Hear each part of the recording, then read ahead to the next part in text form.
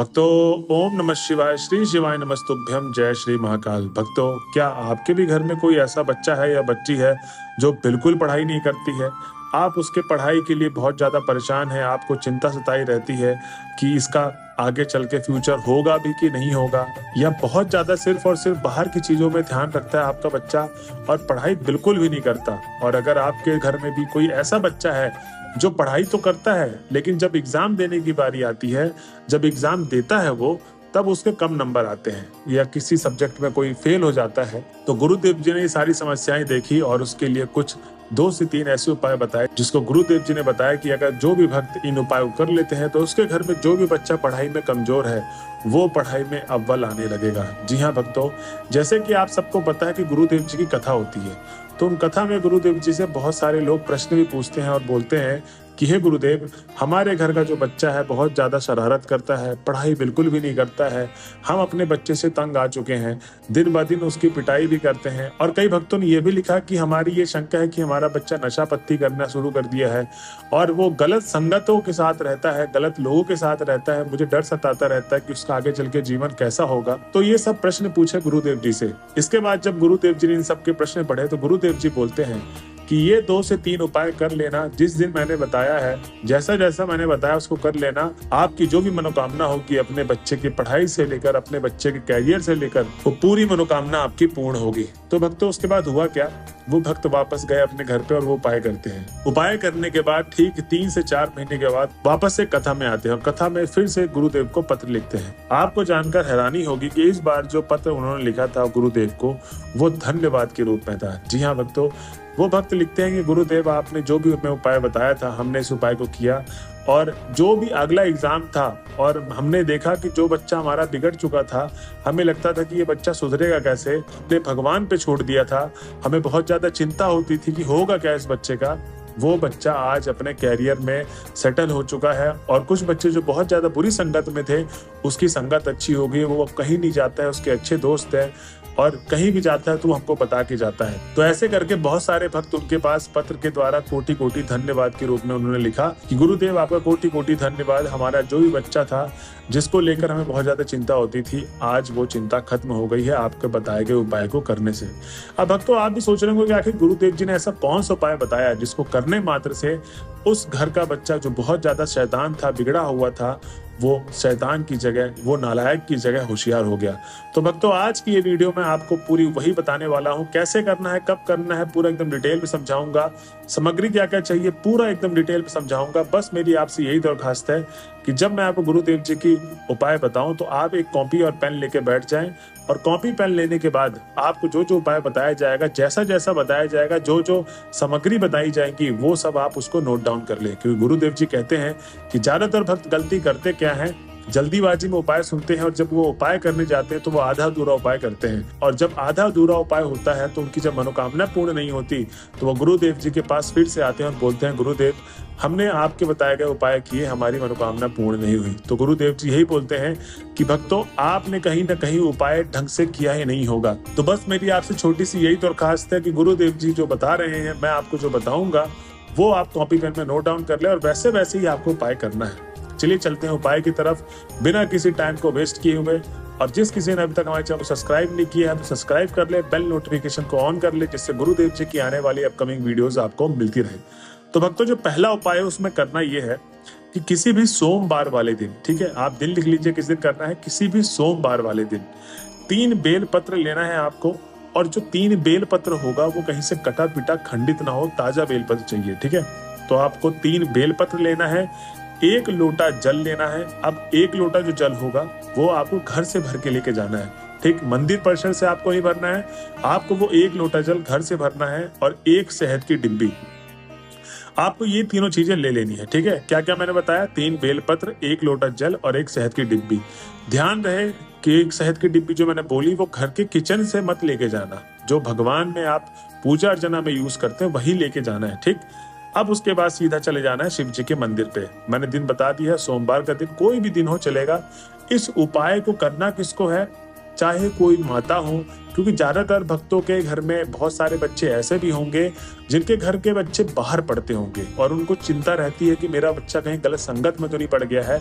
और अगर वो घर आता ही नहीं है और अगर आप उसको बोलोगे करने के लिए तो वो करता नहीं है, तो वो सारी माताएं इस उपाय को कर सकती हैं। और अगर इसमें वो बच्चा कर रहा है तो बहुत अच्छी बात है। लेकिन आप माताएं जितनी भी सुन रही, बहनें सुन रही हैं, जो भी इंसान सुन रहा है, उनके पिता सुन रहे हैं, वो इस उपाय को कर सकते हैं अपने बच्चे के लिए। आप सीधा जब शिव जी के मंदिर में पहुंच जाएंगे तो आपको शिवलिंग के पास जाना है, 5 से 10 मिनट आपको पूजा अर्चना करनी है। जी हाँ भक्तों, ज्यादातर भक्त क्या गलती करते हैं, गुरुदेव जी बताते हैं कि जब भी आप कोई भी उपाय करने जाएं तो सबसे पहले आप 5 से 10 मिनट पूजा अर्चना आरती उनका स्मरण करिए, उनका नाम लीजिए, मंत्र का जाप करिए, उनका ध्यान करिए, उसके बाद ही उपाय शुरू करिए। क्योंकि गुरुदेव जी कहते हैं कि जब आप पूजा अर्चना के बाद उपाय करते हैं तो आपका दिमाग एकदम शांत रहता है, जो भी आप उपाय करते हैं वो एकदम अच्छे तरीके से भगवान तक जाता है। तो बस आपको 5 से 10 मिनट पहले पूजा अर्चना करनी है, ठीक। अब जो आप 3 बेलपत्र, 1 लोटा जल, 1 शहद लेके गए थे, उसको करना क्या है कि बेलपत्र, तीनों बेलपत्रों को रख ले और तीनों बेलपत्र में जो बीच वाला पत्ता होता है, तीनों बेलपत्र के बीच वाले पत्ते में आपको शहद लगा लेना है, ठीक। और शहद लगाने के बाद आपको वो जो जलाधारी वाला भाग होता है शिवलिंग का, जहां से जल नीचे आ रहा होता है, जब आप जल अर्पित करते हैं तो सबसे पहले आपको तीनों बेलपत्र को लगा देना है जलाधारी भाग में, सीधा क्रमांक से, ठीक है। लंबा लंबा आपको लगा देना है, पहला बेलपत्र, दूसरा बेलपत्र, फिर तीसरा बेलपत्र। अब जब आप उसको चिपका देंगे, क्योंकि आपने बीच में शहद लगाया, वो चिपक जाएगा। उसके बाद आपको क्या करना है, अपने बच्चे का नाम और गोत्र बोलना है। नाम और गोत्र बोलकर आपको अपनी मनोकामना मांग लेनी है। जो भी प्रॉब्लम है, समस्या है, वो आप सब बताना है भोले बाबा को और उसके बाद आपको मनोकामना मांग लेनी है। मन ही मन में आप मनोकामना और समस्या बताएं और उसके बाद आप जो जल लेकर गए थे 1 लोटा, वो आप पूरे शिवलिंग के चारों तरफ समर्पित कर दें और घर की तरफ आ जाए। भक्तों, गुरुदेव जी कहते हैं कि जो भी व्यक्ति इस उपाय को करता है, जो उनके बताए गए उपाय हैं, सोमवार के दिन आपको उपाय करना है, उसकी जो भी मनोकामना है वो अवश्य पूर्ण होगी। अब भक्तों चलते हैं हम अपने अगले उपाय की तरफ जो गुरुदेव जी ने बताया है। इस उपाय में सबसे पहले तो आपको किस दिन करना है, कोई भी प्रदोष काल वाले दिन करना है, ठीक।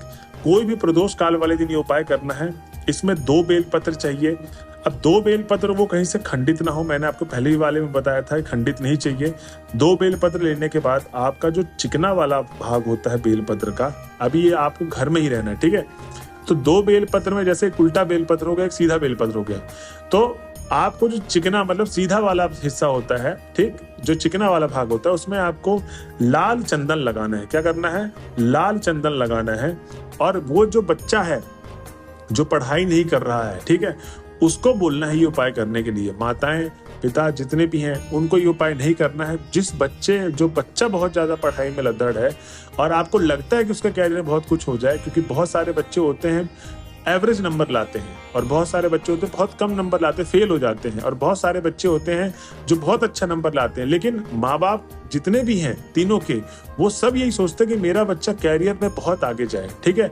तो उन सभी माँ बाप को करना है। ऐसा नहीं है कि जो बहुत अच्छा नंबर ला रहा है उसके माँ बाप ये उपाय नहीं कर सकते हैं, वो उसकी प्रोग्रेस बनी रहे तो वो भी उपाय कर सकते हैं ये। तो बस उनको करना ये है कि जो 2 बेलपत्र आप ले गए थे, चिकने वाले भाग में लाल चंदन लगा ले तीनों पत्तों में। एक बेलपत्र में 3 पत्ते होते हैं, तो तीनों पत्तों में आपको लगाना है लाल चंदन। और 2 बेलपत्र मैंने बताए थे, तो उसको क्या करना है, बच्चे के सीधे हाथ में रख देना है और जैसे प्रणाम करते हैं, नमस्कार करते हैं, वैसे ही दूसरे हाथ को बंद कर देना है, ठीक। अब प्रणाम उसको करवा दिए, दोनों हाथ से उसको बंद करवा दिए, ठीक। अब उसके बाद सीधा उसको बोलो कि शिव जी के मंदिर पे चलें, और जब मंदिर पहुंच जाएंगे तो वही 5 से 10 मिनट शिव जी की पूजा अर्चना, स्मरण, ध्यान करें। मतलब उस बच्चे को ये बोल दीजिए कि आपको बस ध्यान करना है, ठीक।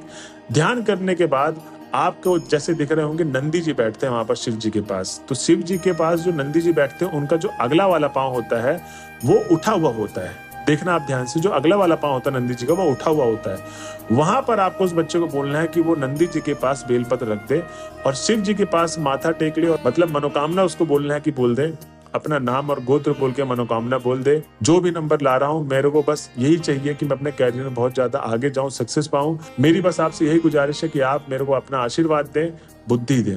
बस बच्चे को ये मनोकामना बोल दी, अपने घर की तरफ चले आना है। भक्तों, गुरुदेव जी कहते हैं कि जो भी बच्चा इसको एग्जाम से पहले भी करता है तो उसके जो भी नंबर है बहुत ब्रिलियंट आते हैं, टॉप करता है क्लास में। तो भक्तों आपको बस यही उपाय करना है, इन उपायों को करिए, बच्चों को बोलिए पढ़ता रहे। बस आज की वीडियो में बस इतना ही था जो गुरुदेव जी ने उन भक्तों को बताए थे 2 उपाय। आप भी करें, आपको भी रिजल्ट मिलेगा। आपने लिखा होगा जो मैंने आपको जैसे जैसे उपाय बताए वैसे वैसे आपको करना है। ये थी आज की वीडियो। लास्ट तक अगर आप वीडियो पे पहुंच चुके हैं तो श्री शिवाय नमस्तुभ्यम हर हर महादेव लिखना ना भूलें। मिलते हैं अगले वीडियो में, जब तक के लिए हर हर महादेव।